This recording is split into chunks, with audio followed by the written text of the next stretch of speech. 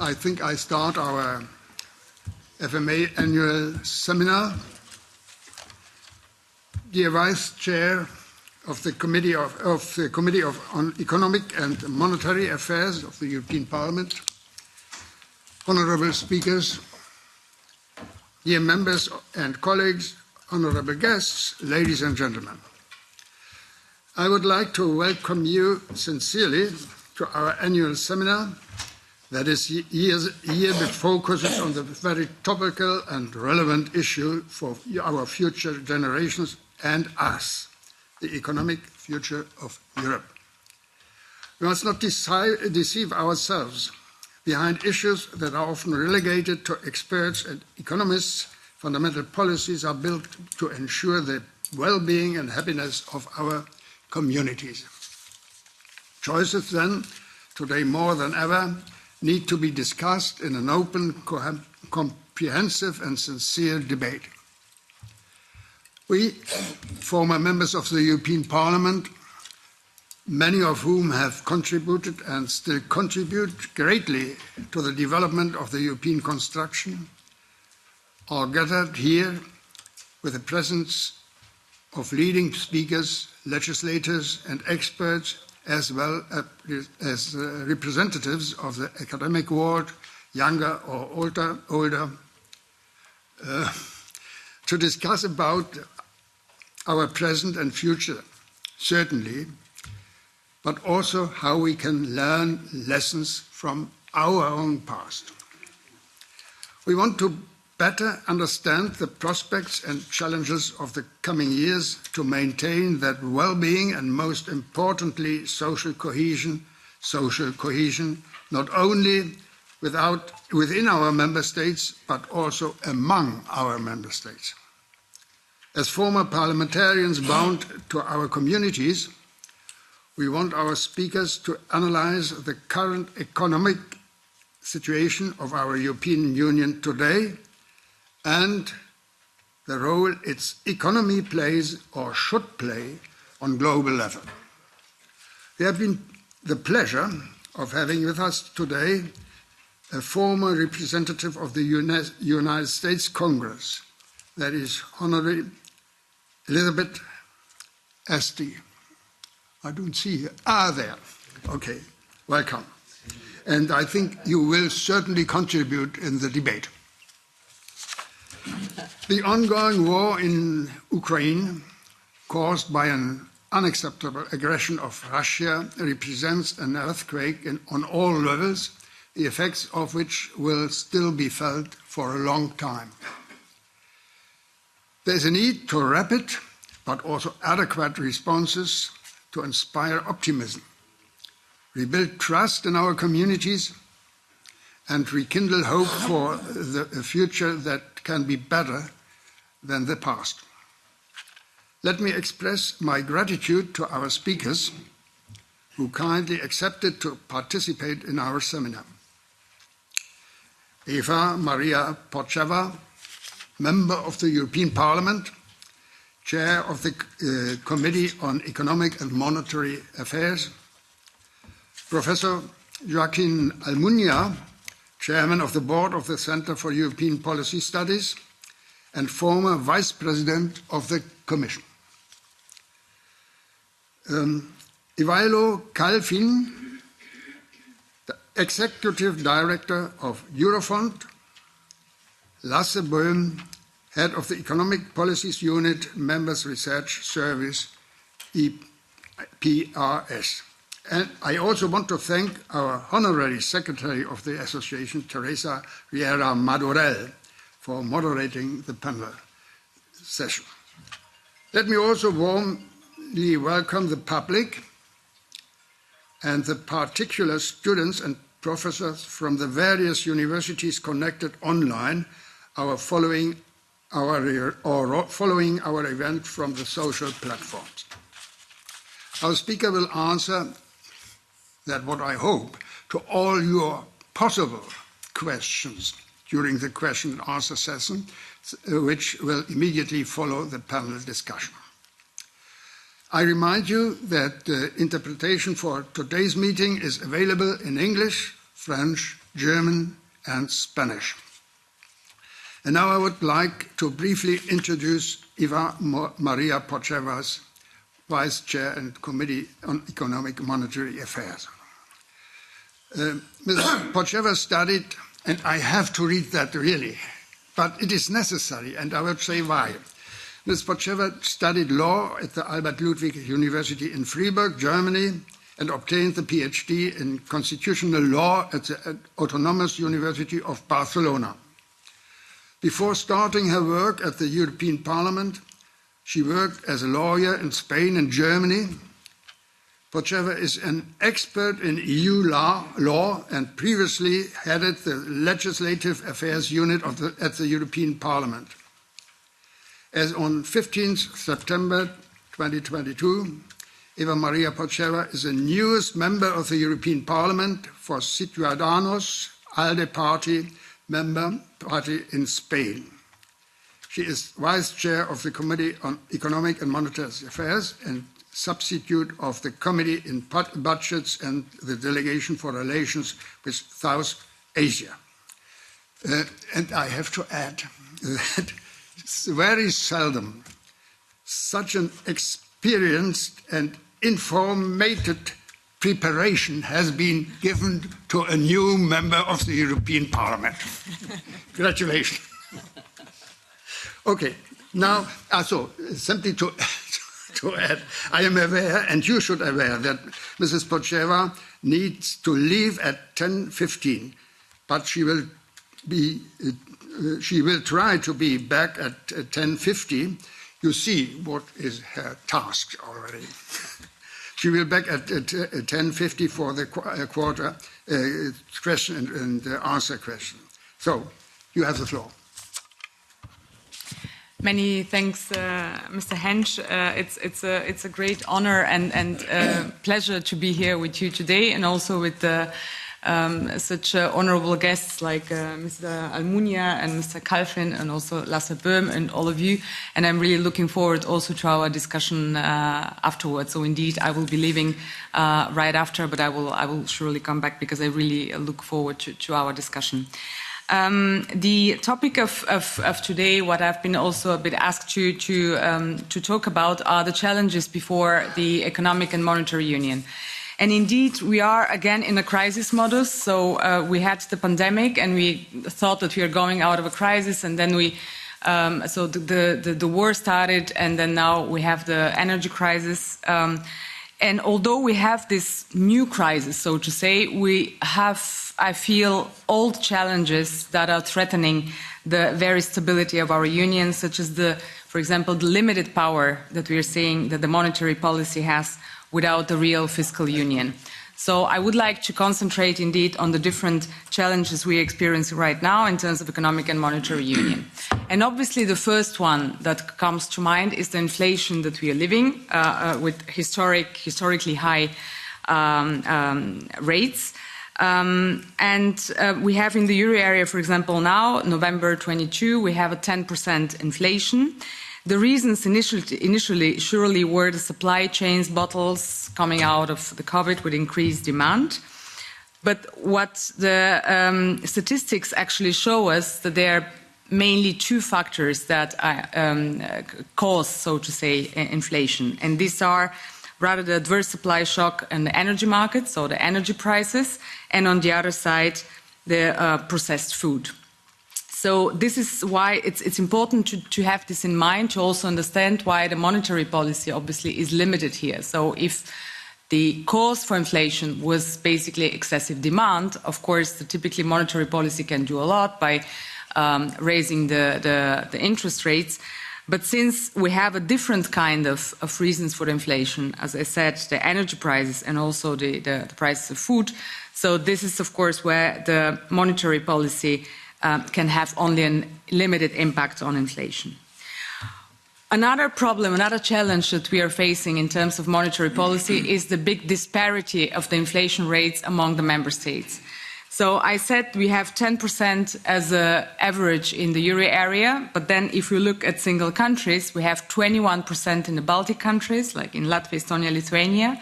Then we have 15% in Slovakia, for example, and also in several other member states. And we have 7% around 7% in Spain and France. This is, of course, very difficult, makes it very difficult for the European Central Bank to have a monetary policy that is coherent for the whole euro area.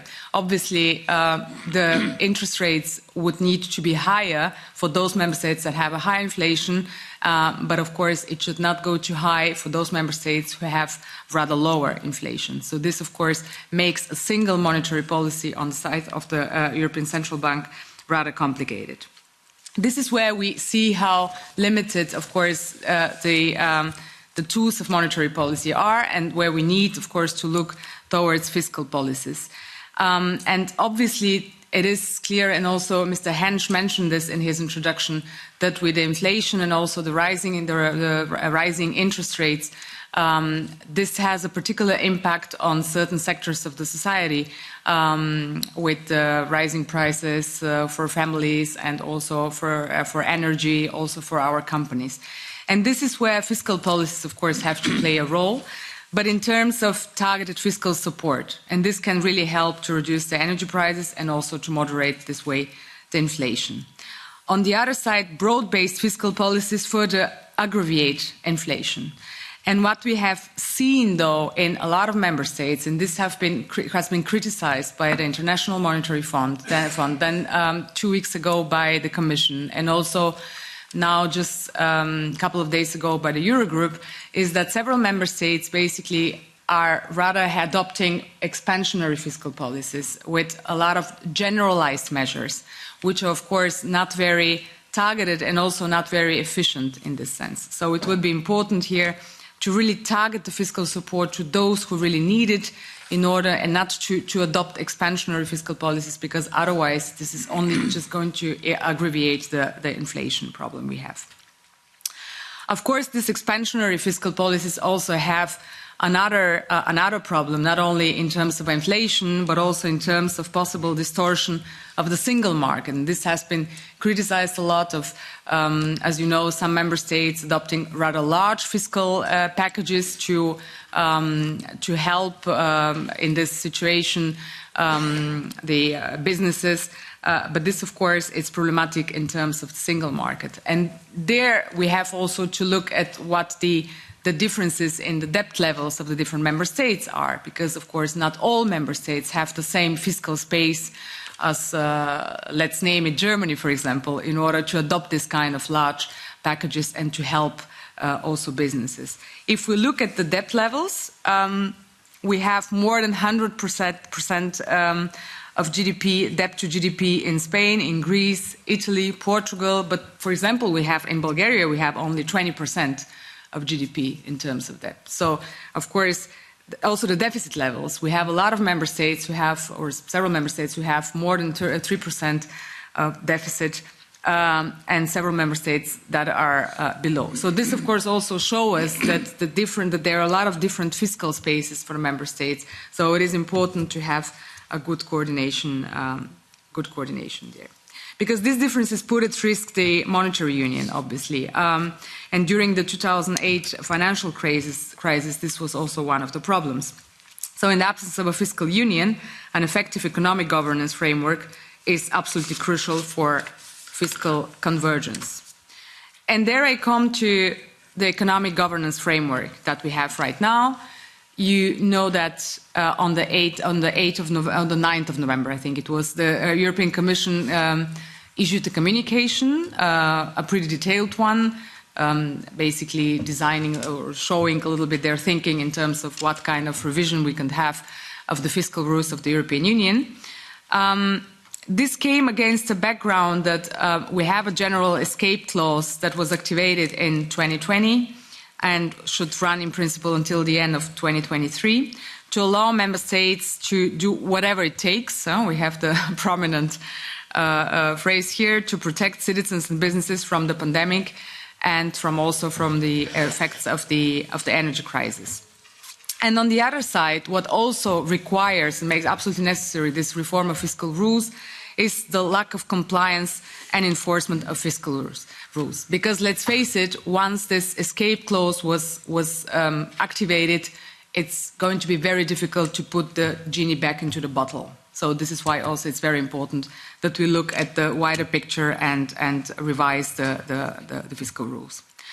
I would say that the Commission thinking is based on 4 principles. So on the one side is to give Member States more ownership. What the Commission is looking at definitely is the example or the model of the Recovery and Resilience Facility, where we see that Member States have more ownership. They are presenting their recovery plans, and then the Commission and the Council basically are approving it. So this is a little bit what the Commission has in mind also for the future in terms of debt reduction, for the Member States to present their own plans and their own path to reduce their debt. Take into account that, as we saw before, there are very different debt levels across the Member States, so obviously it makes sense to give more time maybe to those Member States that have higher debt levels, and other Member States who don't have high debt levels obviously will not need to engage in this kind of debt reduction path. What the Commission is also proposing is that reforms and investments can buy more time. So basically, if in their plans then the Member States commit to do certain reforms and investments, then they can have more time in order to reduce their debt. What is also important, and is also being addressed by the Commission in the communication, is the enforcement of the sanctions. And this might sound at first counterproductive, because what the Commission is proposing is actually to reduce the sanctions. But actually, it's true that high sanctions have proven basically never to be used. So the thinking behind is that if we have lower sanctions, then maybe the watchdog would finally use them against those who don't comply with the fiscal rules. And then another thing that I find it's in the good direction is a simplification, because what we have now are a lot of indicators, a lot of criteria. So it is very intransparent, it's very complicated to see exactly what the different debt levels, etc., are. So what the Commission is proposing here is a simple expenditure rule, and this makes sense to be able also to enforce these rules in a better way. My concerns here would be, on the one side, in terms of the flexibility that is given or that is supposed to be given to Member States, because of course with flexibility there comes responsibility. So we would have to ensure that Member States who also make their plans and present their plans for reduction of the debt, they also really commit to do the reforms. And I'm not sure that all the governments across the European Union, and this we see also now with the recovery funds, are really committed to make the structural reforms that they need to do in order to have this fiscal convergence ultimately. We hope that you are right. Thank you. And of course, with this responsibility that if Member States governments would be to have this more responsibility in terms of determining their debt reduction path, we also need to look at what a role for national parliaments may be there in terms of having more control there, and also independent national fiscal authorities. And the other concern that I have is in terms of the governance. So basically what the Commission is proposing is to even deepen this kind of dialogue that we're also seeing now between the individual governments and the Commission, and basically in this dialogue to come to a target in terms of debt reduction. And there I'm asking also myself, who is watching the watchdog, right? I mean, the Commission is also a political body, and so we have to also ask ourselves if there shouldn't be another type of governance, maybe also giving some more prominent role to the European Fiscal Board, but there are also different ideas that could be discussed. And I would like just to end with a reflection also a little bit on where our economy as the European Union is on the global stage. And there, something that, of course, we are discussing a lot now in the European Union, and it's great that we have also a colleague from the United States, is obviously the Inflation Reduction Act. which also, as a reaction, maybe also makes us think that things that we have been talking about in terms of strategic autonomy, for example, is not just a philosophical question, but our friends in the US are showing us is actually a financial question. So strategic autonomy at the end is also a financial question, and not just a question of wanting to be strategically autonomous, but also would we like to put the money where, and also walk the talk, so to say. In this sense, I think it's important to discuss things like maybe a strategic fund for the European Union, or also most simply, we're talking now about the revision of our multi-annual financial framework. That also is something very necessary in order to have the necessary means to do this. Because I really also think that the strength and resilience of our values, also as European Union, is very much linked to the strength and resilience of our economic policy in this sense. Many thanks. Ms. Potczak.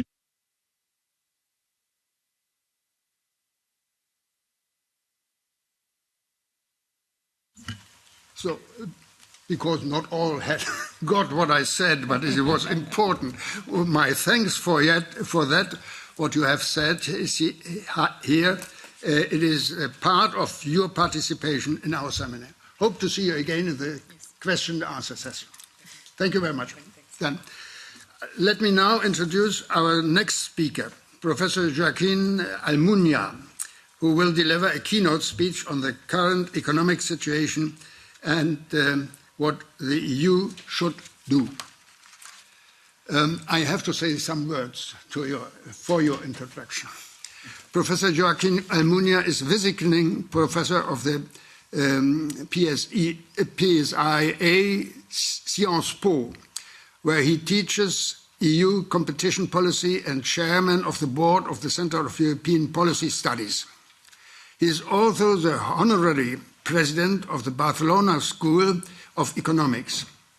From April 2004 to October 2014, he has been a member of the European Commission in charge of the portfolio on economic and monetary affairs, and since February 2010 as vice president of the Commission in charge of competition policy. He was a member of the Spanish government, first as a Minister of Labour and Social Security, later Minister for Public Administration. He has been a member of the Spanish Parliament from 1979 to 2004 and the leader of the Spanish Socialist Party. He has degrees in economics and law from the University of Deustu, Bilbao, Spain. Please, Professor Almunia, the floor is yours. Thank you very much, Mr. President, President Hunt. Thank you very much to Vice President Potczak. She was elected in Spain with this name that, of course, is not a Spanish name, but is a European one. So thank you very much for your speech also. And thank you very much indeed for your invitation as former members of the European Parliament to participate in this seminar.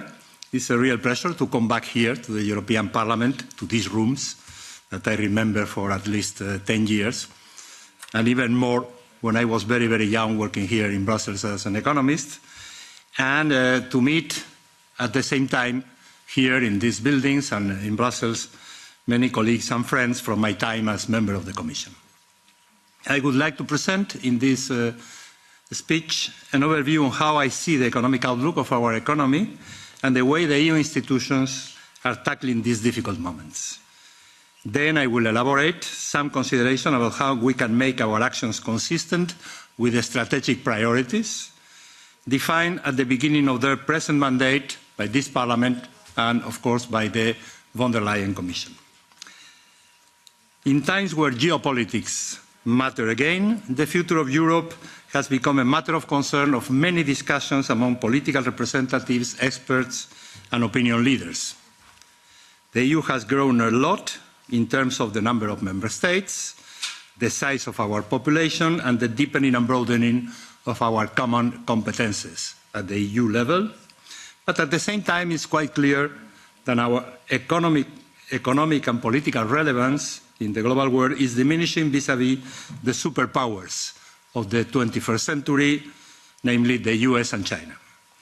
The failed project of the ambitious constitutional treaty in 2005, or more recently, the weak external impact of the recommendations of the Conference for the Future of Europe, were not able to inject certainty and trust in the public opinion.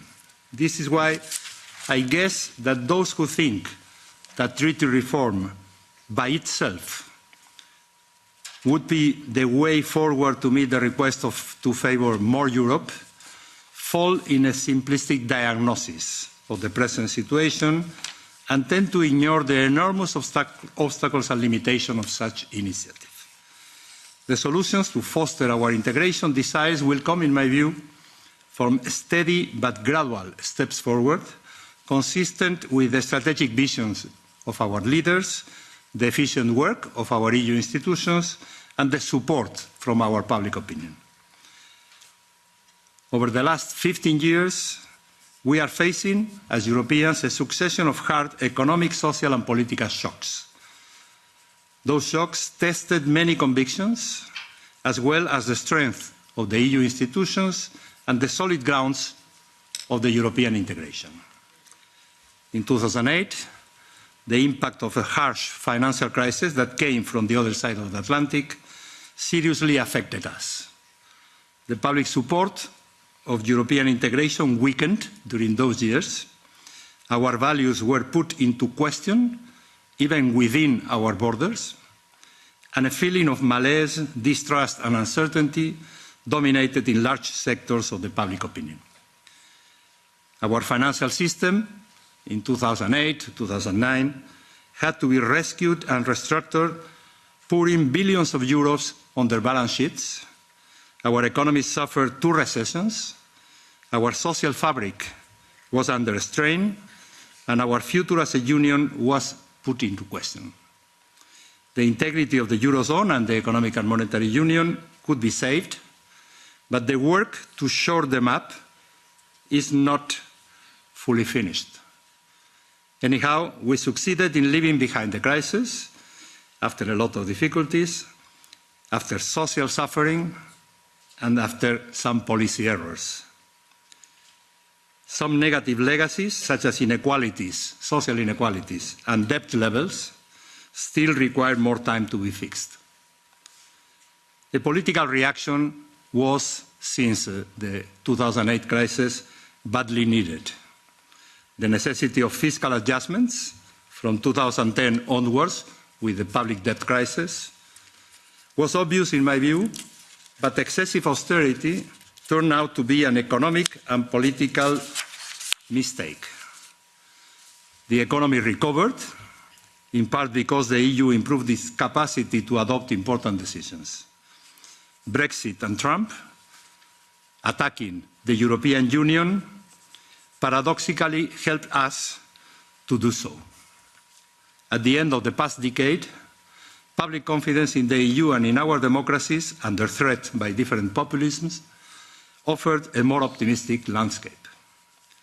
The von der Leyen Commission defined itself as geopolitical, meaning that its priorities, and I quote, the Green Deal, the digital transition, an economy working for the people, stronger EU in the world, promoting the European way of life, and strengthening our democracy, must be understood as being part of a long-term strategic vision of the European project in a world dominated by the 2 big superpowers, and in a context of tensions and conflicts among territories, identities, and democracies fueled by autocratic leaders. However, a few weeks after the inauguration of the von der Leyen Commission, COVID obliged the Commission and other EU institutions to face a new big shock. As in 2008, we were not, in 2020 at the beginning, well prepared because of our ignorance on how to cope with pandemics, and also because of the inexistence of a common public health policy at the EU level. Moreover, we needed to find financial resources to support the economic consequences of the strict lockdowns without abandoning our strategic priorities. This time, though, some lessons from our bad experiences during the previous crisis has been learned. The EU capacity to react quickly and to adopt bold measures, such as the common purchase of vaccines and the next generation EU funds, has been impressive. The impact of COVID in our society has not yet disappeared, but has become quite manageable and hopefully will not threaten us in the future as much as we feared 2 years ago. European self-esteem and support to the European project has improved. The economic recovery after COVID came sooner than expected, thanks to macroeconomic policies and national measures, but also due to the coordination put in place by the Commission and the Council. Going forward, the idea of creating a health union building on the experiences we had during the worst periods of the pandemic cannot be forgotten. Nevertheless, before we were able to reap the benefits expected from the implementation of the recovery funds, a new strong shock hit our economies and our lives. The war in part of the European territory is closer to our borders than never since the end of World War II. The decisions adopted by Putin are by no means complying with the more basic principles of our international order. Those Putin's decisions do not respect neither the Ukrainian national sovereignty nor the more elementary human rights of its inhabitants. Economic troubles reappeared. Months before the invasion, energy prices started to rise due to Putin's manipulation of gas and oil supplies. From the 24th of February onwards, those increases were exacerbated. Together with the problems of some global supply chains that arose during the pandemic, inflation put again at risk the economic recovery, and pessimism was back. Luckily, risks of a recession do not seem today as serious, or at least as deeper, as we feared a few months ago. However, negative consequences cannot be avoided. The higher prices of energy and food products are making our countries poorer, creating new tensions in economic sectors and imposing additional difficulties to the weaker sectors of our societies. Public authorities are forced to react at different levels, both European and national, and in different directions. After years of benign monetary policy, given the low risks of inflation and the moderation of price increase expectations, the ECB started months ago to raise interest rates in coherence with its mandate to preserve price stability. The monetary authority cannot do otherwise, even if they know, as Ms. Popcheva said, that not all the inflationary pressures come from the demand side. It is obvious that the problems coming from the supply side of the economy, such as the scarcity of some inputs, the increase in food prices, and the increase of raw materials prices, should be treated with other kind of medicine. Let's be confident that the Frankfurt Authority will use the powerful instruments in their hands in a prudent manner, avoiding the risks of falling into a period of stagflation with the negative consequences we, the old people in this room, still remember from the 70s and the beginning of 80s of the past century. Private and public debt levels went up during the pandemic and are growing again because of expansionary fiscal policies, subdued growth, and higher interest rates. So far, the situation in the financial market is not comparable to the existing in 2008. It's much better, but some risks looming in the horizon cannot be ignored. Therefore, the completion of the architecture of the Economic and Monetary Union, a work in progress whose advancement stalled since the end of the financial crisis, must come back to our list of priorities. The recent Commission communication on the reform of fiscal rules that Ms. Popcheva referred to will hopefully allow a revision of the Stability and Growth Pact, reducing its complexity, avoiding the procyclicality in its enforcement, and recovering its credibility seriously damaged over the last years. The new fiscal rules shall come into force as soon as possible after 3 years of suspension, because they are a necessary condition for the good functioning of economic and monetary union. A lot of ideas have been put forward, starting by the reports of the presidents of the EU institutions in 2012 and 2015, and followed by numerous contributions from academics, experts, and think tanks. Several member states also tabled, over the last months, their positions. Now that the discussions at the Council level and also here in the Parliament will start, compromises between the so-called hawks and doves must be reached. On top of this, more should be done in view of the completion of economic and monetary union. To encourage investments, consistency between fiscal rules and the next generation plans and the resources of the resolution and recovery funds is required, in particular if this mechanism, of any other similar, will be projected towards the future, advancing towards a single treasury for the Eurozone. Surveillance of other macroeconomic imbalances, such as the ones related with the external current account, should be carried out in an efficient manner. Banking union must be equipped with its third pillar, a common deposit guarantee scheme, as it was foreseen 10 years ago when the banking union was launched. And the capital markets union must finally become a reality, culminating the ongoing legislative procedures without further delay. And beyond macroeconomic policies, Europe needs to increase its productivity levels and innovation capacities to foster the competitiveness of the biggest single market in the world, keeping at the same time the openness of our economies. The EU shall be on the forefront in favour of multilateralism and not give in to the protectionist temptations observed here I mean in Europe, and there, and I mean US and many other countries in the world.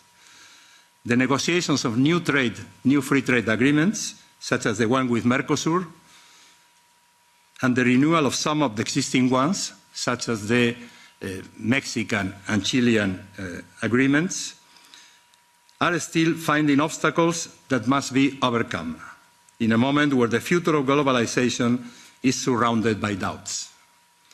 Taxation of multinationals, fight against tax havens, and surveillance against unacceptable labour and environmental conditions are needed to correct the negative consequences of globalization, and these corrections should be indeed part in the EU agenda, but also the positive aspects of globalization should be maintained.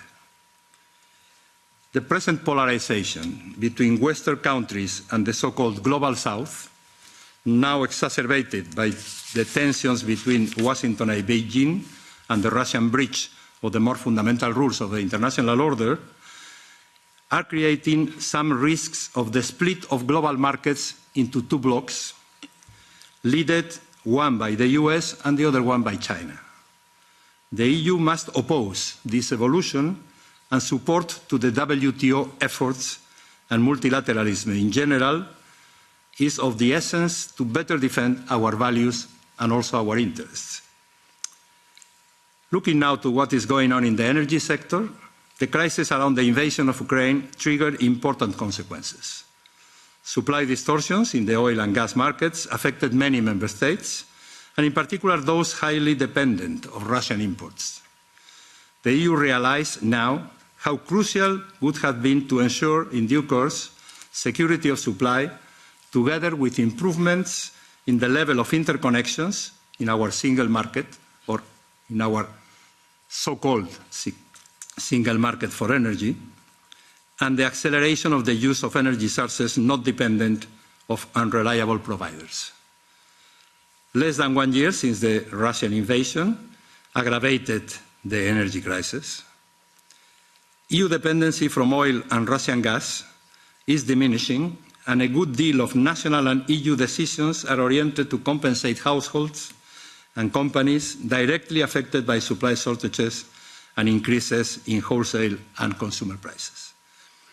The Commission put forward Repower EU, a plan to accelerate investments in renewable energies. That is welcome, of course. And try to agree now, these days, the mechanisms to put a cap on gas prices. Soon, discussions are expected on the regulation of wholesale electricity markets, given the distortions created by the enormous differences between the variable costs of power generated through natural gas and the costs of renewables. The kind of short-term measures decided until now, or those being prepared, must anyhow avoid providing price incentives to the consumption of energy based on fossil fuels. The medium to long-term objectives established to encourage the use of renewables and the reduction of CO2 emissions, that we call the Green Deal, until reaching a net zero economy in 2050, must be reaffirmed even under these extreme circumstances. Despite the disappointing results of the recent COP27, or precisely because of that, the EU must also double down its determination to ensure the success of the Green Deal ambitions and the global cooperation around this challenge. Together with the fight against climate change, the other biggest strategic EU economic priority is to succeed in the digital transition for the benefit of our citizens and of our firms. The reaction against the excessive power of the big technological platforms and the fairness of its algorithms is crucial for economic and political reasons. The so-called GAFAM, Google, Amazon, Facebook, Apple, and Microsoft, are US companies, and their probable future global partners or competitors in terms of number of users will be Chinese. Europe will not play in this league for years, but cannot be dependent on the way those giants operate in the marketplace.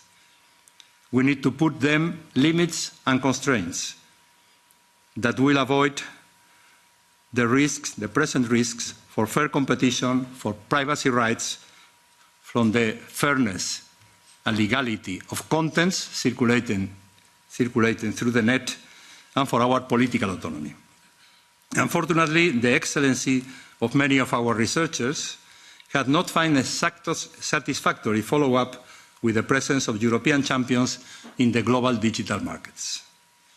EU competition policy continues to be an extremely important instrument, as shown by the Vestager decisions against some of their abusive practices. But our experience over the past years shows that neither everything can be solved through ex post competition enforcement, nor can be covered only by antitrust rules. In the EU, we are the owners of a powerful political weapon, our regulatory power, the so-called Brussels effect. A few years ago, the Directive on the Protection of Personal Data introduced some order in the new domain to protect our privacy. Now, the recent entry into force of the Digital Markets Act and the Digital Services Act represents the best tool in our hands to compensate, for the time being, our lack of capacity to compete with the digital market leaders. DMA and DSA will contribute to act ex ante against unfair practices, avoiding excessive delays in the decision-making process. Other EU legal instruments will deal with the sharing of data and the governance of databases, or with the use of artificial intelligence and algorithms. I very much hope that this dual approach will demonstrate its efficiency. And now let me conclude with 4 short points. Number 1, the world we live in is extremely complex, and the role of Europe must gain external relevance to preserve peace, democracy, the rule of law, and the protection of human rights. On top of that, we need to make sure the defense of our interests. Number 2, internally, European citizens feel that their security is not fully protected against the risk of war, their welfare levels, and their democratic institutions, freedoms and rights. They need Europe as a guarantee and ask their political representatives to make possible the fulfillment of their economic and social ambitions without fears and uncertainties. Number three, the EU have defined clear strategic priorities. Those priorities are fully supported by almost all our member states. Accordingly, the EU institutions are based in quite broad majorities, but face some obstacles that lead many of us to advocate as much restrictions as possible to the use of vetoes, to the use of unanimity. To further improve their decision-making, the use of the possibilities offered by the treaty, the so-called passerelle, for a reinforced cooperation mechanism is warranted until the removal of the unanimity rule. And number four, the EU economy is now more resilient. Because of the responses to recent crises, our toolbox is better equipped, and leaders and institutions have accumulated experiences and adopted decisions making Europe stronger. Our single market and the economic and monetary union are stronger than before, and we are much better prepared to cope with shocks, with the present shock and with those who will come in the future, for sure. We don't know which ones, but for sure we will have to cope with more shocks. And what is even more important, our citizens are now regaining trust in Europe. Let's not fail them this crucial period of our life. Thank you.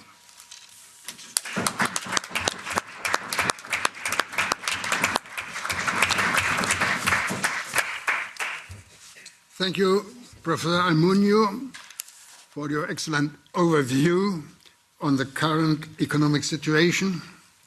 We will certainly have the time to deepen certain aspects of your mentioned during our later debate. Now, our Secretary, Teresa Riera Madurell, will moderate the panel session, Defending and Strengthening the EU's Competitiveness and Social Cohesion.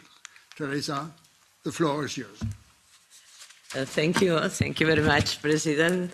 It's for me really an honor and a pleasure to moderate this session with such a distinguished speakers like Ivalo Calvin, with whom I was working for a long time during our stay in the Parliament in the ITRE committee, and also Lasse Bohem. With your service, we collaborate a lot of our association, so it's really a real pleasure, this work that has encomendated to me, the President, and also after such an excellent, complete and well-structured and inspiring conference of Professor Almuño, to whom I know since many years also.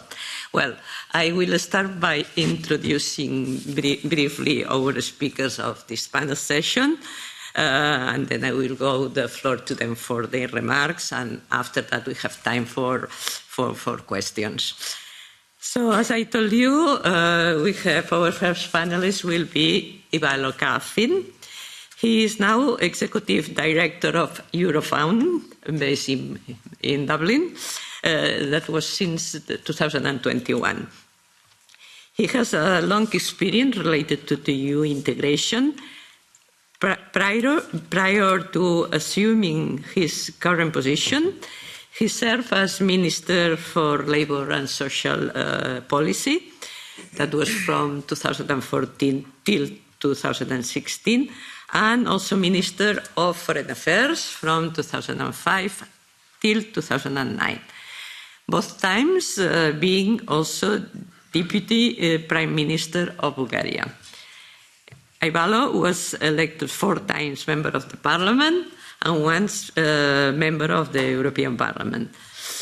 As MEP, he was the S&D coordinator in the Budget Committee and rapporteur for the MFF 2014-2020, and was also director of the Economy and International Relations Institutes, and earlier on Economic Policy Secretary of the President of Bulgaria.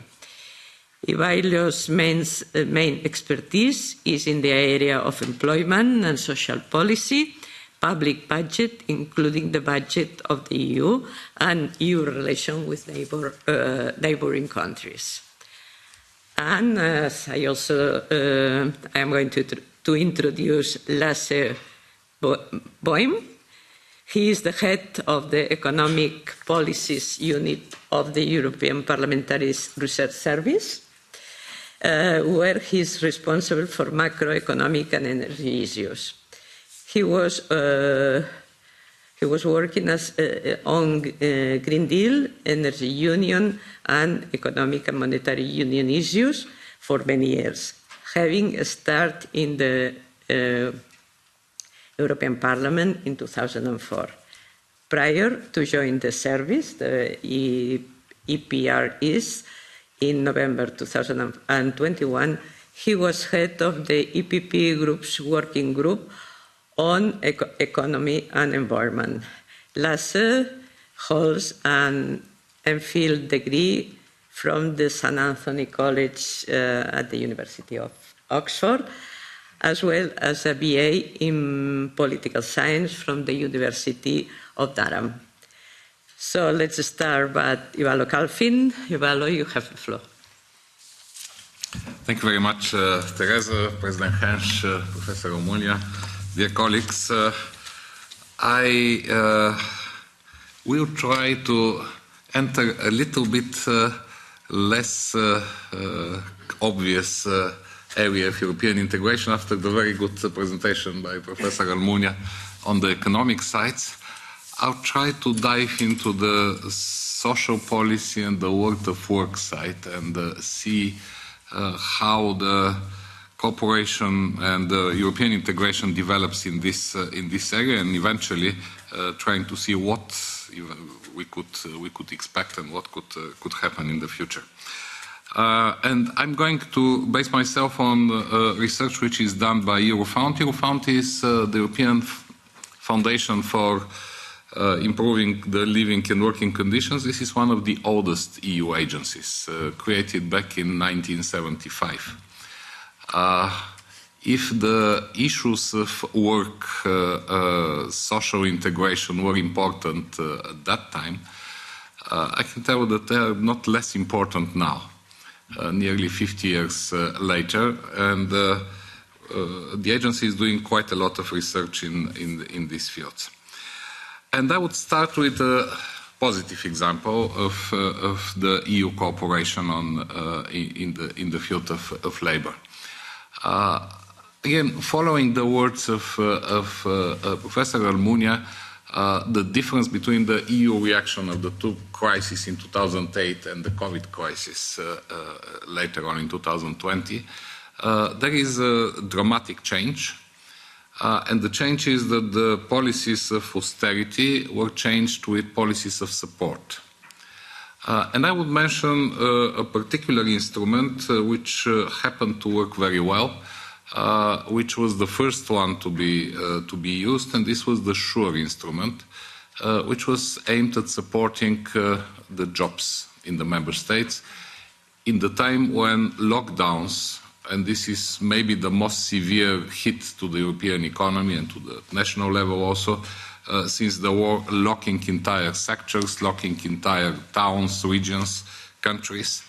So the support of jobs at that time was very much supported by European funds and by this particular instrument, SURE. In the spring of 2020, there were more than 35 million jobs in Europe that were supported by this instrument. And what we see is a very interesting trend in the employment, unemployed, and also inactive people, the ones that are not in employment but they are not actively looking for a job. In 2019, before the crisis, the number of the inactive people was increasing very much, and the employment was quite staggering. In 2020 and 2021, when COVID hit, actually the unemployed and in particular the inactive people looked for their way to the labor markets and started searching for jobs. And this was very much supported by this instrument, of course, with efforts at national level. But it made a difference. With these 35 million jobs supported, Europe not only could keep the employment levels during the most difficult parts of the crisis, but also succeeded to have a very low unemployment levels even now when the crisis with the war in Ukraine hit and with the higher prices. So there is a very clear effect of supporting jobs and supporting working places. And you can imagine that this is not only about supporting jobs, but supporting vital sources of income for the families that were there. At the same time, there are some processes that we witnessed after this instrument was used that are also very interesting. Actually, we witnessed a very interesting shift on the labor markets. And you can see it's very visible, for example, in the hospitality sector. A sector where there were most of the lockdowns, many jobs were supported. Then when the economy reopened, these jobs disappeared. I mean, the jobs were there, but the workers disappeared. And we see several sectors after the pandemic with a huge deficit of labor. And this is hospitality, this is transport, this is the care services. There it is mostly visible. You are not going to see these people that are not any longer working there on the lists for unemployed. We see a slight increase in the IT sector, in office support services. Apparently, we see a boom of the platform work and platform services, but this created some structural changes on the labor market. And then, despite the fact that jobs were retained, there was a very huge feeling of insecurity among European citizens during the crisis, or at the outset of the crisis, at the end of the crisis, including difficulties in paying their bills and in terms of making the two ends meet. To give you some figures on that, the financial vulnerability in the spring of last year, so this is before at the end of COVID and before the war started, in terms of workers in the food industry, 49% had difficulties to make ends meet, and 27% in this sector had insecurity in work. So these are people that are working, are receiving their salaries, but they have a hard time paying the bills with these salaries. These figures were in transport sector, 35% of the people, of the workers couldn't make the ends meet. In the care sector, 43% of the workers, etc., etc. So we see that there is a very huge sense of insecurity and difficulties to cover the monthly expenses of the families. This is also seen if you look at by gender and composition of the families. Not surprisingly, the most difficult time it was for the single parents in households where there were more than 2 adults and children, and the single households with 1 person. So this was before the war started in Ukraine. With the war, the inflation hit again. What happened is that if in April 2021 the inflation was 1.6%, in September this year it was 10% already. This is in the Eurozone. It was driven by the energy prices and by the food prices. The energy prices inflation, again, the data is from Eurostat, was 40.8% in September for the last year. So we see that there was a huge increase in the prices, which further hit the ability of the households to meet their their bills. The difficulties to meet ends were announced by 53% of the households in Europe. So every second household had difficulties to pay the bill in September, October this year. Of course, there is a difference by countries, reaching 77% in Slovakia, 66, 67 in Bulgaria and Romania, 64 in Latvia, but also 60% in France, 56% in Hungary, 53% in Italy. Again, these are a number of households that declare that they have difficulties to pay their bills. Unfortunately, in Europe, there is no definition of energy poverty.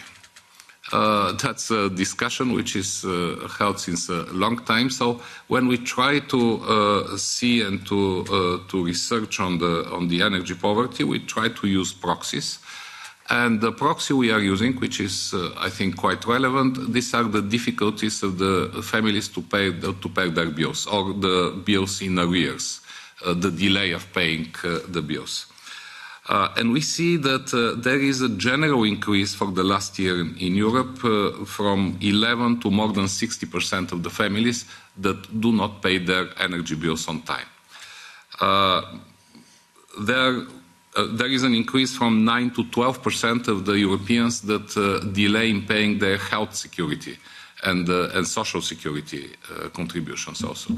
So we see that after the crisis, despite the fact that the SURE instrument was very good to maintain the jobs, still there were quite a lot of differences and difficulties for the families and for the households to meet their needs, and this was further aggravated with the crisis. And now, very briefly, I would like to point your attention on the reaction that happened this time of the high inflation. This time we didn't have European-wide reaction. The mitigation of the inflation measures came at national level. And it was mainly due to or relying on the possibilities of the national budgets. We tried to collect information from the member states about the different measures to mitigate inflation. They are divided into several groups, supporting the income, increasing the salaries, supporting the payment of energy bills or capping energy bills. And there is a very interesting picture. 2/3 of the measures are not targeted, which means that the national budgets again pay everyone, including people or households with lower income and with higher income. Companies with struggling, small and medium-sized companies and large companies. Of course, these general measures were easier to be used, and this is something that Mrs. Popcheva mentioned a while ago. The problem is that this is extremely expensive. And the fiscal capacity of the national budgets is very different. So we have countries that, and it has to do with all the criteria of the Stability Pact, if they face the choice whether to maintain these measures for mitigating inflation and run a high budgetary deficit and subsequent high debt, or to limit the measures and the amount of money which is directed to the measures. That's why in the last months only we see an effort in the member states to focus better the support to the most vulnerable and not to give these general measures.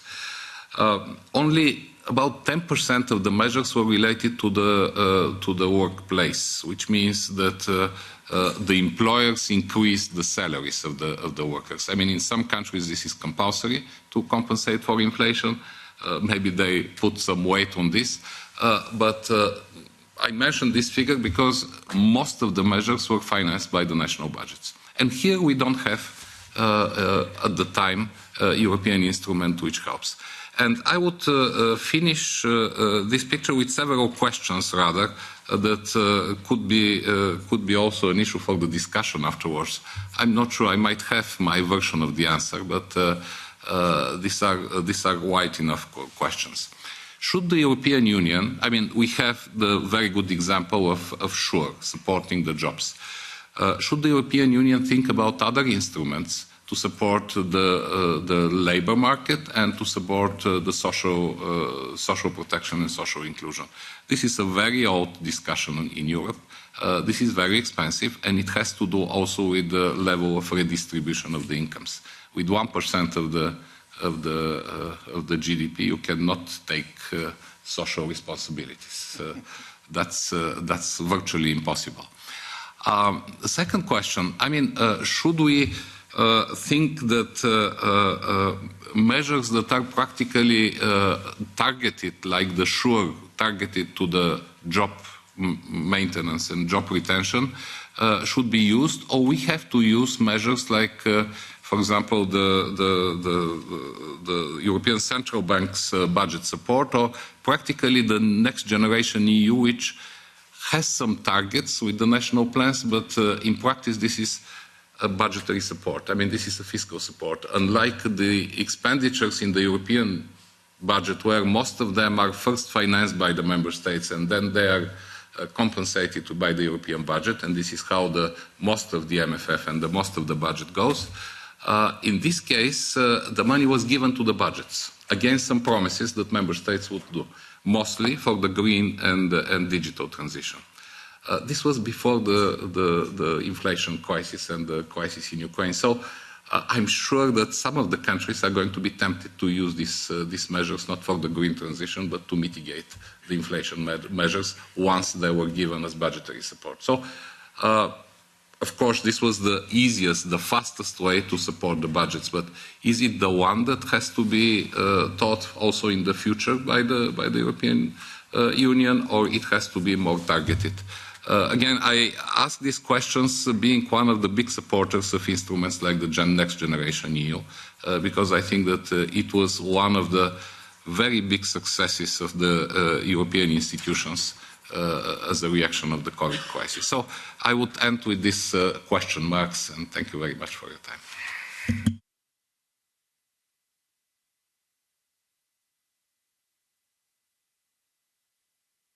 Thank you very much for these inspiring words, and of course there are a lot of questions that I am sure will rise by the audience with what you say on that. Now, and also thank you very much for the excellent work you are doing in the agency for taking decisions at the European level, which is very, very important.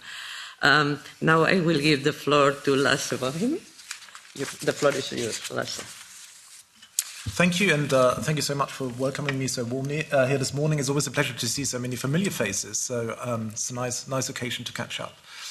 I thought I would put forward 5 points this morning, following on from what Professor Almunia and Mr. Kalfin said on what all of this means for policy making. So what do we make of the consequences, following on from the analysis on of the economic challenges that we're facing and the social questions that we're facing. So 5 points. I think the first point is very fundamental. It's very basic, but it's very, very important. The first point is that we are not in a crisis, we are in a transformation. I don't like the word crisis, because in a crisis you can also say as a response, well, we just have to see through the crisis. You know, crisis is also about, it's about resilience, but it's also about passivity. It's, buckling up, keep calm and carry on. That's not the situation we're in, I think. And Mr. Almunia said we need steady but gradual steps. He spoke about long-term vision. So I think we have to adopt a long-term perspective of the situation we're in, and therefore also the policy responses that are needed. So this is not something which will go away. The energy crisis will not go away in a year's time. The geopolitical challenges will not go away in a year's time. They require a systemic response. So my first point, therefore, would be transformation rather than crisis. The second point would be that the transformation is costly, and we have to be honest about this. Professor Almunia spoke about fiscal capacity, Mr. Kalfin about buffering against the social consequences. I think when we speak about money, we have to be clear what we want the money to spend on, and there are different perspectives in the House here, of course, but we have to be clear, do we want to spend the money on combating the causes of the problem or the consequences? In practice, of course, it'll be a mixture of both. But we have to have an honest discussion about where to put the lever on this sort of left-right scheme of combating the social consequences, or rather the causes, meaning, for example, investing more into renewable energy, etc. And I'm sure you know this at least as well as I do, because broadly speaking, we're faced with three financing challenges. The first one is the energy transition, which has to happen much more quickly than a lot of people thought. Some people were calling for it to happen a lot more quickly for a long time. We have to buffer against the negative social consequences. That's the reminder of Mr. Kalfin. And we have to look at the competitiveness of our industry at large, businesses, the points made by Professor Almunia. But do we finance the solution, or do we finance the consequences, and to what degree? This House has called for own resources. It's a long-standing call of the European Parliament. Mrs. von der Leyen has proposed a sovereignty fund. There are different ways of financing. There are some people who say that the EU should not do more in terms of finances and it should all be national. It's not a view that I would take. But if you do take that view, I think you have to be very careful about something that Mrs. Popcheva said at the beginning. You're distorting the level playing field, and you're also delivering suboptimal results. And I'll come back to that a little bit later. By the way, talking about financing, just because the United States is a little bit the elephant in the room and popped up in various occasions, also Professor Almunia alluded to it, you will have seen in the newspapers, I guess, the discussion about the Inflation Reduction Act, IRA, and the provisions in the US bill requiring essentially to buy American. There is another interesting thing about the IRA, I find it, but I'm happy to discuss this, which is different from the EU. It's the fact that the Inflation Reduction Act in the United States actually comes with a financing package. What the EU did with Next Generation EU is we agreed to raise money in capital markets and agreed to spend it, but there is, as of yet, no agreement on how to actually finance it, how to actually pay it back. And we can have a discussion about this later. But the IRA, in contrast, I'm just pointing this out, the ramifications of thinking about financing, the IRA, in contrast, comes with provisions on tax enforcement and the 15% corporate tax. So the spending is financed. And I think we have to have the serious discussion about it. My third point is that we need flexibility. Flexibility in terms of policy making, but also flexibility in terms of financing. Because essentially now I'm using the word that I shouldn't be using because I said it in my first point, the crises, meaning the transformations which are forced upon us, they are forced upon us from the outside. The energy crisis, again, pardon the word, or the energy transformation, at the moment it's a supply side shortage, it comes from the outside. Climate change comes from the outside. New economic competitors, geopolitical rivalry between the United States and China. The point is, politically, we are not dictating the timetable. Far from it. We are being dictated the timetable. And that is a crucial difference if you think back to the transformations, the previous transformations we had as a European Union throughout our history. If you think back at the EU has always been about transforming economies and societies, bringing, former dictatorships, turning them into democracies, turning relatively poorer member states into richer member states, leveling up. But in many ways, this was without external pressures. And in many ways, we could decide on the timetable. Some people always wanted to go quicker. Some people wanted to, go less quick. But there were fewer external pressures. So if you think about the cohesion policy in the 1980s, it was up to the EU to decide how much money to spend on cohesion policy, and there was a gradual path. So the EU is very good at sort of gradual adjustment. By the way, we're much better, and that's the good news, much better than the United States, because the United States is, of course, as you know, as you're nodding here, really wedded to the 4-year, or some people would say the 2.5-year electoral cycle, and we are much better at managing transitions over a very long period. At the moment, 2035, for example, is an important date for the Green Deal, phasing out CO2, combustion engine cars, etc. But the point is we need to learn flexibility because we are not dictating the timetable. And this also means that we need to learn how to spend money flexibly. And that's why the EU budget, as it is at the moment, is not really a good tool, because the MFF was invented in order not to spend things flexibly. And there was a reason for it. So I'm not arguing against the MFF, but the MFF was invented to give us a framework to sort of lock in spending over a time frame of several years. And in many ways, what we have to do now is the exact opposite. So we have to be political about spending. We need to decide now what to spend money on in 3 months or in 6 months' time. So it's the polar opposite from the MFF. Talking about the MFF and in particular policy objectives, how to set policy objectives. So following on from my plea for more flexibility. Both Professor Almunia as well as Mr. Calfin mentioned the crucial role of Next Generation EU, Recovery and Resilience Facility. There is no, in terms of policy objective, there is no real obligation for cross-border spending. It's, I think Mr. Calfin said, it's basically budgetary support, it's fiscal support. And I think we have to be honest about it. There are some ways, and I'm sure the European Commission is doing this, of nudging member states towards spending more money. But nudging is not the same thing as a policy. And we shouldn't mistake it for policy. So we need to have a reflection on governance, on basically tying the different policy tools and funds together into a more political framework. In the context of this parliament, this house, it also means becoming a more political parliament, which is of course paradoxical because of course we are a political parliament. I would never dispute this. But we are first and foremost in our DNA, and you know this as lawmakers much better than I do, we are a rule maker. We are concerned with long-term legal frameworks. So we are of course a very legalistic parliament, and again there are good grounds for that, and we should not do away with this at all. I'm just saying we should complement our lawmaking by something else, meaning by the possibility to set shorter-term policy objectives because of the flexibility that I mentioned earlier.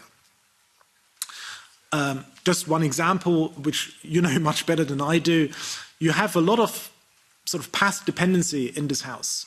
Just like in the European Commission, a committee is tasked with voting on a particular directive or regulation, and then it goes on to plenary, but it rarely gets changed in the fundamentals. You know, you would put in some amendments, sort of twinkering and twisting there left and right, but there is no real connection between the different policies coming out of different committees. There is very little interaction between the ENVI committee and the ITRE committee. There's very little interaction between the Econ and the EMPL committee. And I think this is something that we need to reflect on if you want to move towards a more political, in that sense, governance framework. And it's the same thing in the Commission, by the way, which has very much a silo structure, which the Juncker presidency tried to break it up with the vice presidents, and it worked to some degrees. But I think there's still some runway left to go towards that goal. Of course, if you take the view, which is a legitimate political view, that you don't want additional spending at EU level, but you still want to attain the same policy objectives, that means you automatically fall back on national spending, so increasing national spending. So if that were to be your view, I'm not advocating it should, but if that were to be your view, you would need to reflect on how to increase coordination. And the Commission came up with its communication on the revision of the Stability and Growth Pact, which was mentioned by Mrs. Popcheva, Professor Almunia. But the question is, how would you then ensure sort of short-term adjustments and short-term policy objectives? I think that'll be very difficult. I just wanted to point this out, that this is, the challenge is not just about the money, it's also about the what to spend the money on, which we need to put the emphasis on. And then thirdly, and this is of course the first point I made about where the money should come, where the money should come from. And my fifth point is beyond this sort of horizontal challenge on governance. My fifth point would be the vertical challenge. We need to have a discussion about what the EU does and what member states do. And I think this discussion is, of course, happening. It's happening in the what's happening in this House in the context of the conference on the future of the EU, which I think some of you were following. But we need to have it a lot more deeply. There's a lot of sort of grey. There's a big grey area of things that you can, for example, do within the current treaties. You can argue for treaty change. If treaty change happens, there's a good case for it to be made. If treaty change happens, of course, it'll be a long procedure, and you know this much better than I do. But in the absence of treaty change, I think we need to have a discussion about how to better integrate national policy making with EU policy making. And we need to think about some things which are really, really hard to think about. Mr. Kalfin mentioned social policy. A high degree of resistance, of course, both at EU level as well as, in particular, national level, and in some member states more than others, of course. But we can't escape it. And can I just point out, because you made an interesting observation, Mr. Kalfin, you said Eurofound is one of the oldest agencies. And can I add to that? I mean, the DNA of this House and the DNA of the European Union as a whole, of course, lies in the European coal and steel community, which from the very beginning was equipped with a social fund. We tend to think of social policy as something alien to well, almost alien. I'm slightly exaggerating here for the sake of argument, of course. So please don't take me at face value using that word, but as not being as integral to EU policy making as it should be, because it's not an exclusive EU competence. But the European Coal and Steel Community had a social fund. There was a social chapter in the Treaty of Rome, 1957, 1958. This is not something new. But we need to think about how to fill this with life, in particular in terms of education, for example, and upskilling, which Mr. Kalfin knows a lot more about than I do. But I think this is something that we need to do. And as usual in terms of EU policy making, and I will close on that, there are two options. There's the carrot and the stick. And in the absence of a stick, of course, you need to think about the carrot, which is a little bit the recovery and resilience facility model. The question, my question mark is whether that model was adequately implemented. But we need to think about, by the way, just to give you an example, because I'm having a very abstract discussion here, but to give you an example of if you want to combat disinformation, and if you want to increase people's understanding about what the EU does, we need to think about educational modules in primary, secondary education about what the EU does. Now, you can't enforce it on member states, but I think it's one of the discussions to be had. It's a very long-term project, admittedly, but Erasmus, for example, was a long-term project, and it yielded results because it produced people who are highly skilled and multilingual and who enjoy the freedom, reap the benefit of the single market, and contribute to our economy, just as an argument. So we shouldn't do away with the national competence of in terms of education. That's not what I'm calling for. But I'm calling for sort of greater creativity in the relation between the EU and member states. Or at least I'm putting this out for discussion, and I think I'm going to close here because I'm quite intrigued about the questions you might have. Thanks for having me.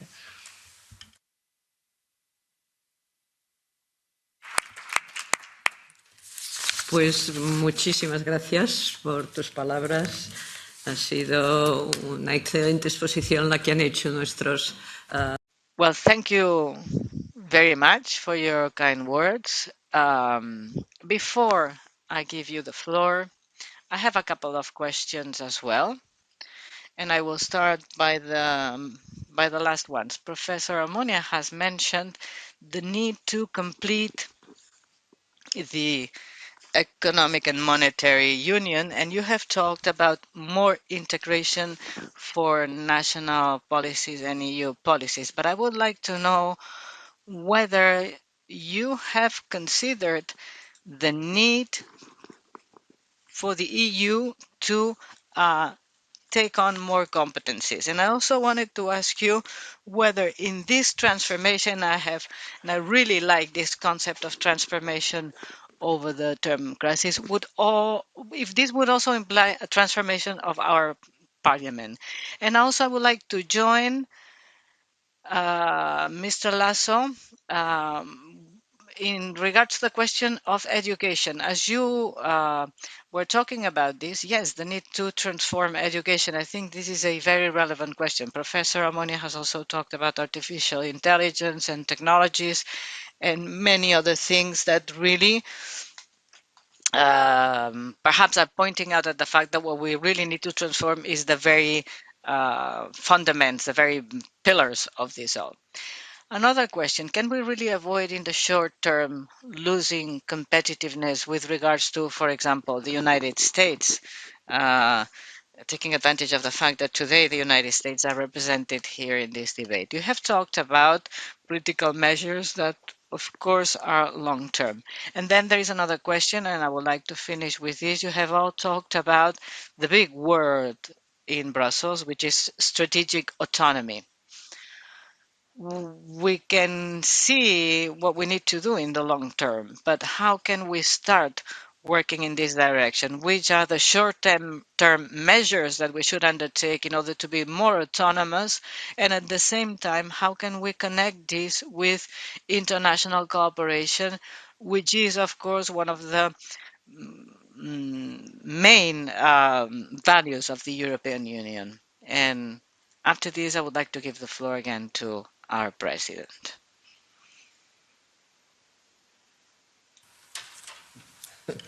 I think the gentlemen over there are hinting towards me, so a lot of questions. I will try to address some of them, and then please do tell me if I didn't sufficiently do so. Maybe tackle the most difficult first, something that one should never do. It's always a mistake. One should normally buy time on the podium. But on the question on the competences and what the EU should do, and treaty change, etc., it's not up to me as a staff member to say what this House and what the European Union should do. That's just to point out that, in my view, we need to rethink the system. And there's a way of rethinking the system with treaty change, which would be easier, of course. I think if you would, and there's a way of rethinking it within the system, which is the plan B in many ways. I think it's fair to say, wherever you stand in terms of treaty change debate, if you were to design the EU from scratch, if there was no EU, and you would be Mr. Jean Monnet, and you would now design and call for a new Schuman Declaration today, you would probably design it differently. I think that's a fair thing to say, and that was my point. That we need to go back. I mean, what we're seeing now is not in terms of let's take the energy transition or the social challenges Mr. Kalfin elaborated on. What we need is not just another fund. I personally think we need another fund, but it's not just about that. So it's not another cohesion policy that we need. We need to rethink the system. But of course, you can rethink the system, and you must rethink the system in the absence of treaty change, because that's just what it is. I mean, it's not me who decides on treaty change. It's the member states. And I think there is still a lot of leverage within the existing treaties, and we need to address these things that we addressed, and which I also laid out in my little speech. On your second point on the competences, competitiveness, potential loss of competitiveness, I think Professor Almunia is much more qualified than me to address this. I'm not sure in how, I mean, if you have the discussion about high energy prices leading to companies leaving Europe, yeah, you might see that in some high energy industries. And I think that's probably unavoidable. The question is, at what scale is it? And I think it's probably a little bit overblown, because from an industry perspective, of course, there are many more factors to a company, which matter to a company, than just energy prices, which is not to say that this is not a huge debate. Again, people have different opinions on this, and it's too early to give any figures. But energy prices are a problem. and we have to address them. Hence my early point that we need to be clear when we spend money, what do we spend the money on? The combating the causes or the consequences?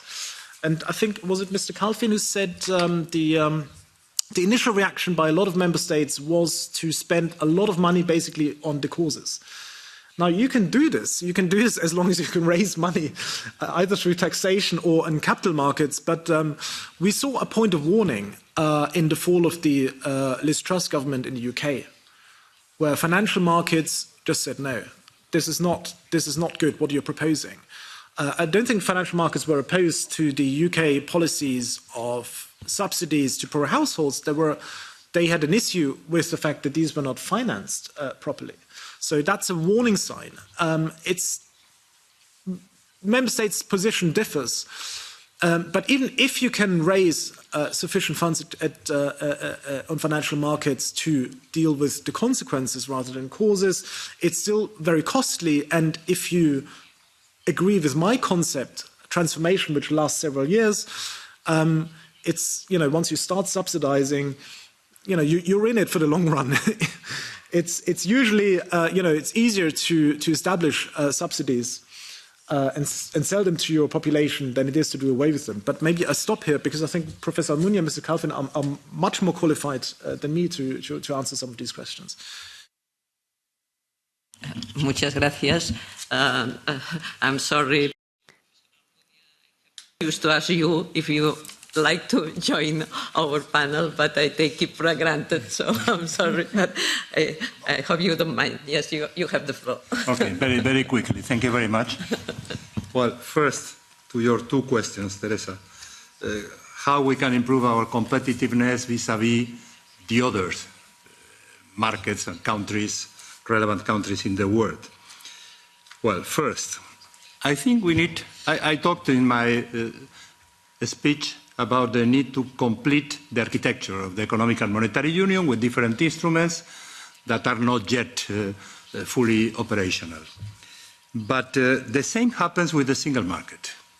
So now we are suffering the consequences of this energy crisis, and I mentioned in passing, we don't have a single market for energy.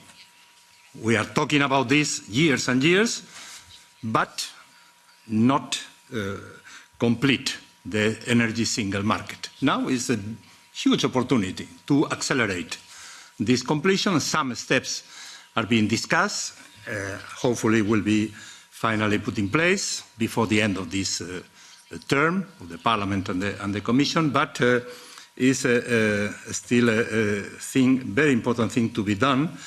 We don't have a single market for digital, the other big priority of the EU for these years. There are 27 markets for telecoms, 27 national regulators for digital aspects and for telecommunications and for many other aspects. The single market is our first asset in terms of competitiveness. And we are not competitive, as I mentioned, in terms of the big technological platforms. We don't have any relevant technological platform able to compete with the American ones and to compete in the future with the Chinese ones. So far, the Chinese have established themselves barriers, but in the future, who knows? We need to be prepared and to be competitive in these two big issues for the future. This is point number one, to improve our competitiveness. If you look at the external exchanges of the EU economy with the rest of the world, you eliminate energy, and we have a fantastic surplus, without calling for subsidies, by the way, with a very strict regime until the last couple of years of state aid control. We don't need this recourse to subsidies to become competitive unless we forget that we have not yet a single market for energy and for digital aspects. Second point international role of the euro. I talked about the completion of the economic and monetary union. I forgot to mention the importance to think about the international role of the euro nowadays, be it for political reasons, geostrategic reasons, or for any kind of reasons. The only global currency that works as a reserve currency is the dollar. And sometimes the US economy is not better prepared than our economy for investors and for other reasons. But the fact is that every time that there are troubles at the global level, in the global markets, the money goes to the dollar and not to the euro. Well, and third, please, the EU should forget that subsidies as a weapon. Subsidies are a defensive reaction to some shocks, not to all the shocks. But to forget, and I have to say I have concerns with the last statement by President von der Leyen this Monday, saying, well, we need to flexibilize the state aid control regime. Hey, if I were only German, yes. But if I am European, no. It's not possible for the EU, for our single market, for our credibility, for our competitiveness, to open the door to a war of subsidies, not against China or not against the US, against ourselves. And this is a very important matter. And the strategic autonomy, well, my short answer is, please, let's think in where are our dependency question marks. Defense, of course. We will not go now against the US and against NATO, of course. But what will happen if the US comes back to the Trump statements about NATO? What can happen in this case? We need to be aware that we need much more self-defense ourselves in terms of defense policy. And it's not very easy to win votes saying this in public, but it's like this. Let's think on technologies to further promote renewable, clean technologies. Which are the inputs we will need to produce at large electric cars and many other new devices, new products, new technologies that will not send the CO2 to the atmosphere? The 50% of the total inputs in terms of raw materials are in China, extracted in China, or refined by China. 50% of the total needs of the world. This is about strategic autonomy. Of course, to think about this, how to do so, I don't know. I am not an expert, but it's like this. And the same, of course, in energy. I don't need to explain why we need to reduce as much as possible our external dependency on energy from non-reliable providers.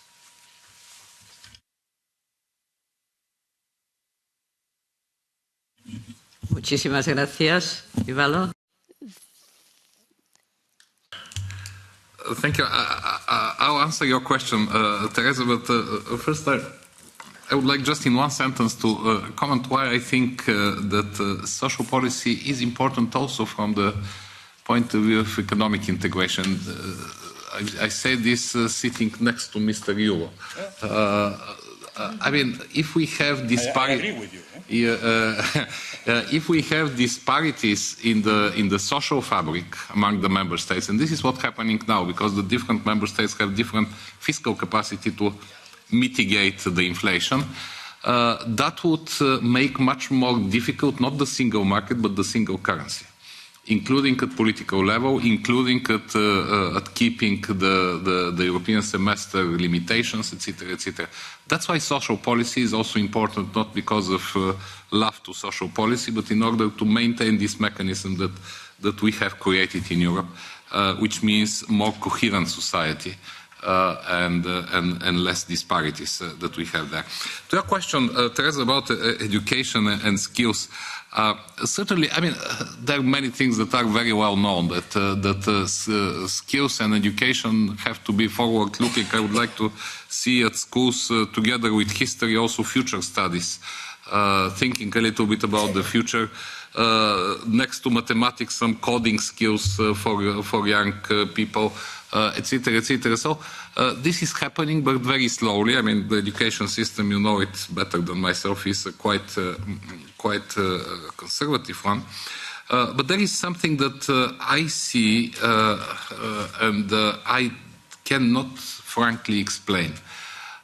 Why still, for example, I mean, an issue that I have been fighting for years at home was with the recognition of diplomas. Still, the university cooperation is intergovernment cooperation. This is not a European policy. Why? I can understand, because of demographics, there are less students, and this is kind of protection of the educational market nationally. Does it help very much? I mean, especially with this mobility we have around Europe. When we speak about skills, they're extremely important, but sometimes we tend to simplify some very important transformations. I'll take Mr. Baum's word on that. For example, the green transition. We say, oh yes, there is a green transition. Some people are going to lose their jobs, so let's reskill them, and they are going to find another one. It looks too good to be true, because the problem is that certainly people are eventually going to find jobs, but maybe in another region.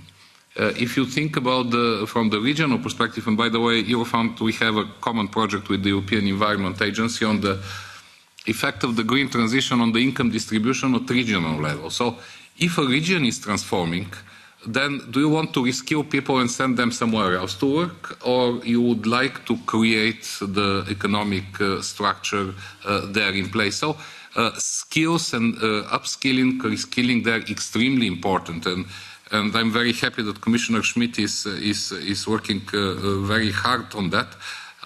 It has to come also with a more regional and local look what, I mean, skills are needed for. I mean, not just to find jobs, but also to develop the regions. And one more thing, which is also quite of a paradox. We have a large number of inactive people in Europe. On one side, there is a shortage on the labor market, but on the other side, you have people that are not looking for a job actively. By the way, a large proportion of these people, at least I know the data for my country, half of them are with secondary and upper secondary and higher education. So it's not about education when you have people that are not at work. We have a wonderful instrument, which is the youth guarantee. And then what would be the explanation that we still have a very high youth unemployment when the guarantee says we either provide a job or we provide skills and training to the young person? And the answer is that skills and training are extremely important, but then we need to work with quality of work, with the motivation to work, with the meaningfulness. I mean, we are struggling to start on a project trying to convince, we are a tripartite agency, to convince some of our stakeholders on this, what means meaningful work. What would make people be interested when going to work? What would motivate people to work better, not to change companies, not to lose their jobs? So these are issues that have to be taught also on the top of the very important, again, issue of skills and reskilling. So it goes much beyond that. Well, so thank you very much. Thank you very much. Thank you very much for the debate here on the table. And I would like now to open the debate with the audience. And thank you very much, Teresa. I'll try. Because we have a lot of requests of remarks and questions, and that's why I take the moderation of the debate with the audience. The first one is Michael Handley. Please. Okay. Thank you very much. I'm a member of the former members executive board. Well, I'll try to be quick, and will be quick. Whether you call it a crisis or a transition, there are still victims. My concern is, we talked about national debt. The big concern, of course, is individual and personal debt.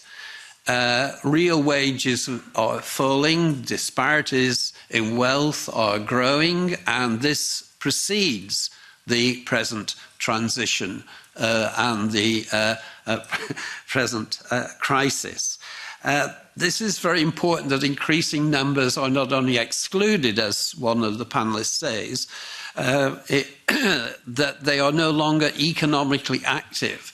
Unless you receive a wage, there's no way you have a participating. This brings in a lot of other questions. This also has international consequences, because the rise of China is very much predicated on selling into Western consumers, and the Western consumers can only afford them because they have access to credit. And this is spiraling and not getting any better. So we do need some more profound discussion about the dynamics of what is going on with real wages and participation in the economy. This takes me to the second point. I'll be brief.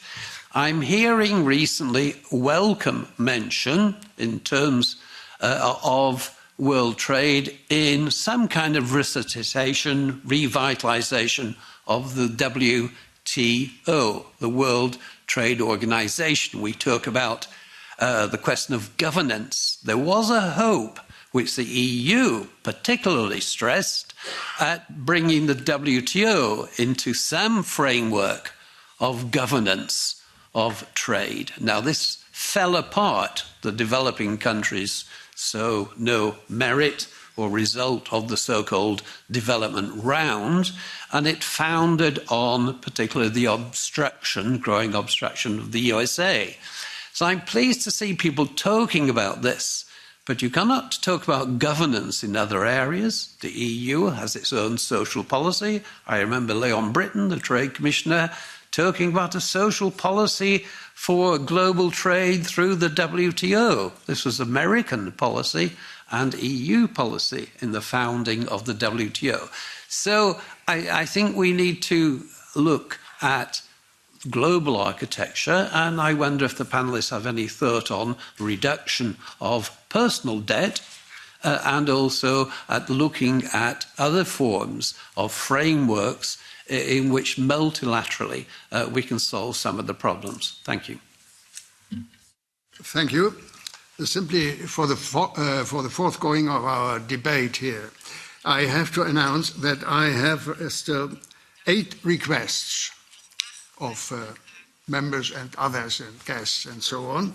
And that means that I want to close the list, because otherwise nobody has a chance to answer to a question and to answer. And I would like to hear our colleagues once more here on the table. So I go on now, and I please would ask you to keep your time in intervening short. So, Mr. Gemelli. Grazie. Thank you for organizing this discussion today, which is very important for us.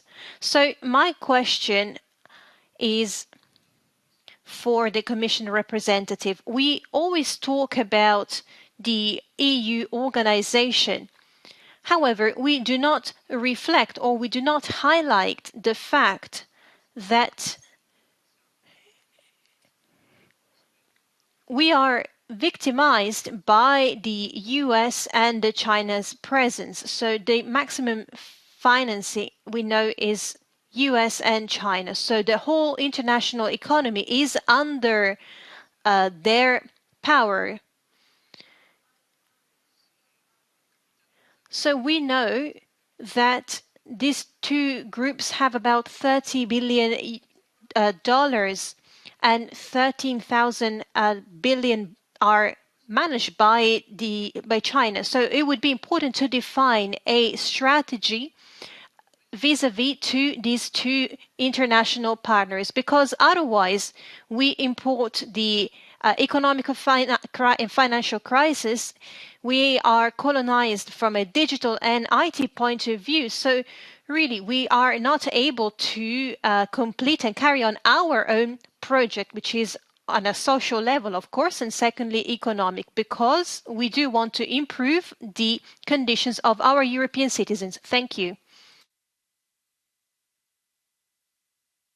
Thank you, Paul Rübig. Yes, thank you so much.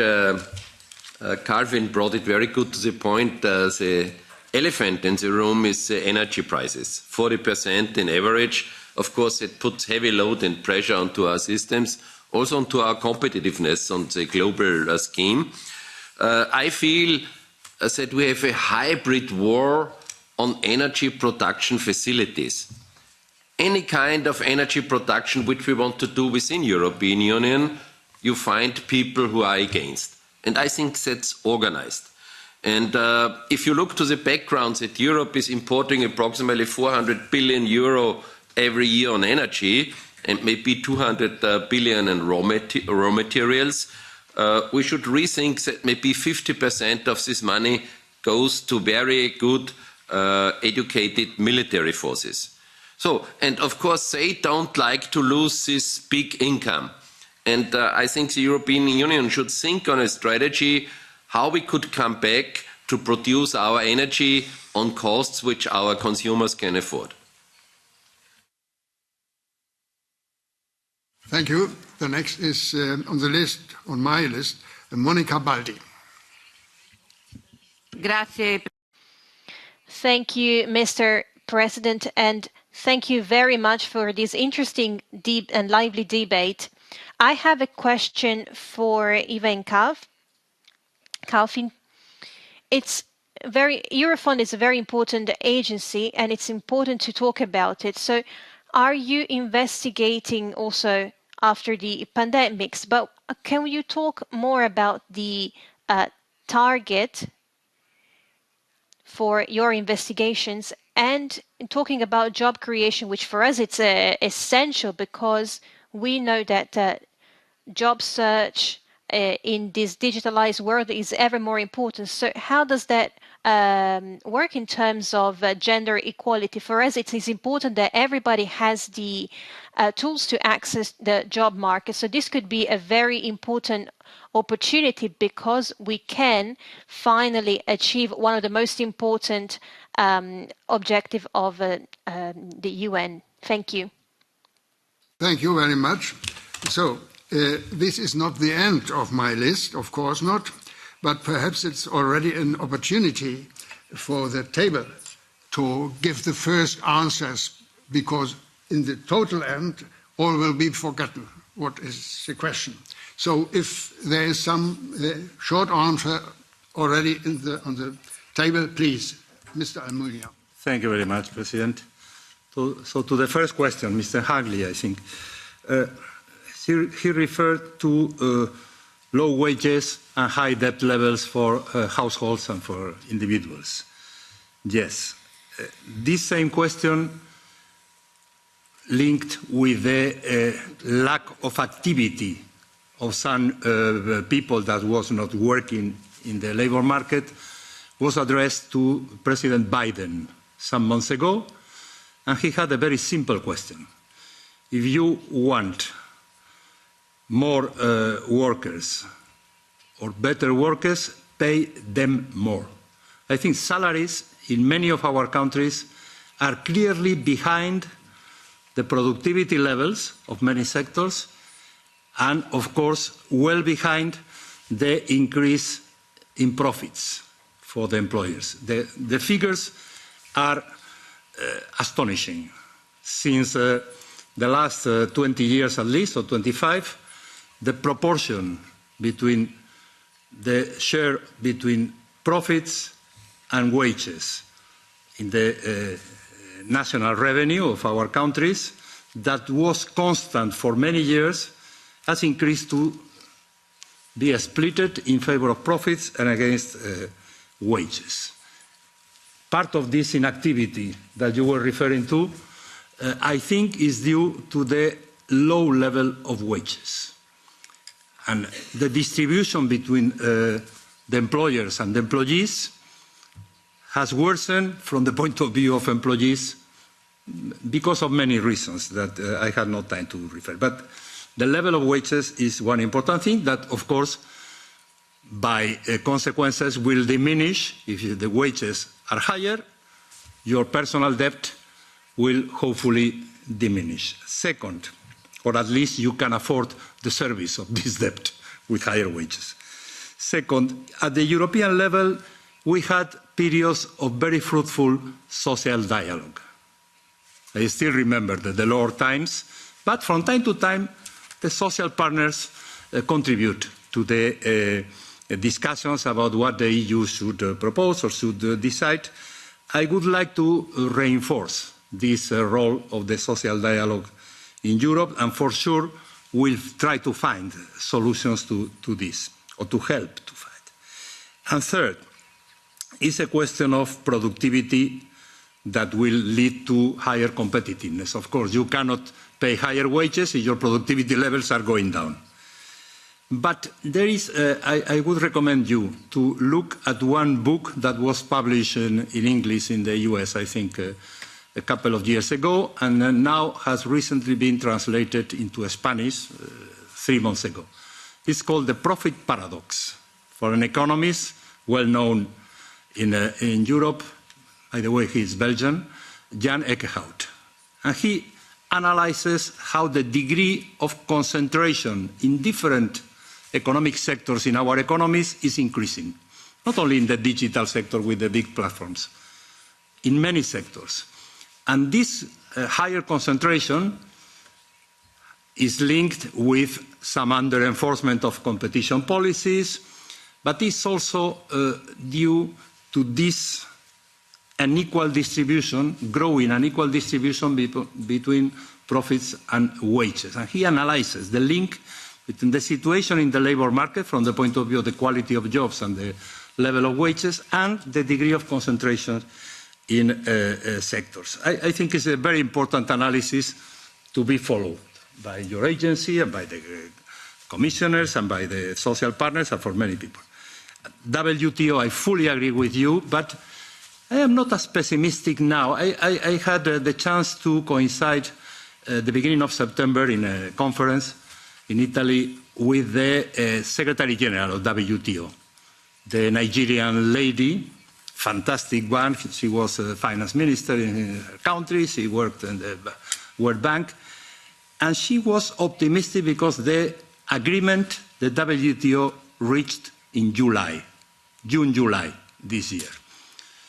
It's not a crucial agreement, but it was the first time in years that the WTO started again to be efficient, to reaching agreements, and I think is extremely important. The WTO in the present world, I talked about multilateralism, the key institution in my view now, given the situation, these risks of a splitting globalization or deglobalization or reshoring, all this debate linked with protectionism, the WTO is an extremely crucial institution.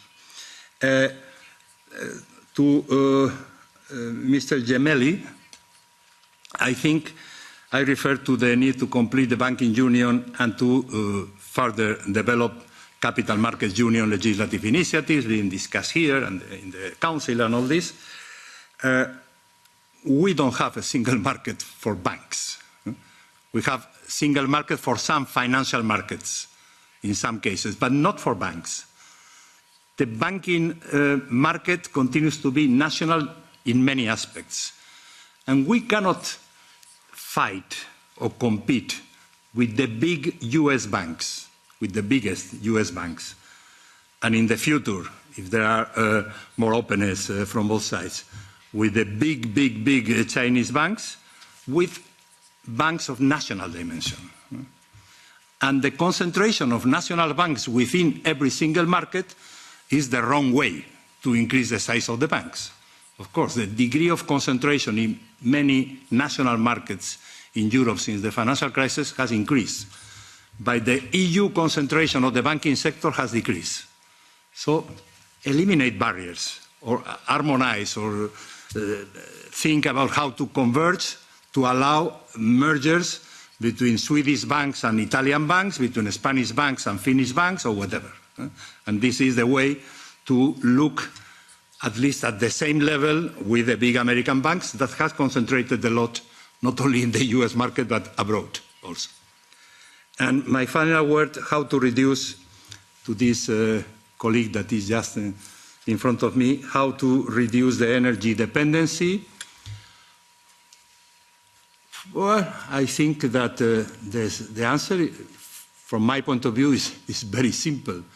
Accelerating Green Deal objectives, because renewables are not depending only for the raw materials needed, as I mentioned before, for the external sources of energy. The primary energy of renewables is produced in our territories. So, to accelerate this, besides or despite the difficulties in the short term with energy prices and all this, to accelerate the completion of the 2030 targets and 2050 big target of a net zero economy is of the essence, in my view. Thank you. Madam Popcheva. Yes, many thanks, and also for the very interesting questions. So first to the point made by Mr. Hartley on the world falling, and if we could go down a path of reduction of personal debt. I'm not quite sure, to be very honest with you, because what I'm asking also myself is where are we going in terms of EU, like of our growth? How are we going to grow from here economically in the European Union? And obviously, I mean, I think we all here agree that surely we want to export and continue exporting and having free trade, etc. But what we're seeing, for example, in China is that they more and more are focusing on internal consumption. So basically, I mean, China, obviously the trend is going to be that they're not going to consume as much from the European Union as they have been having.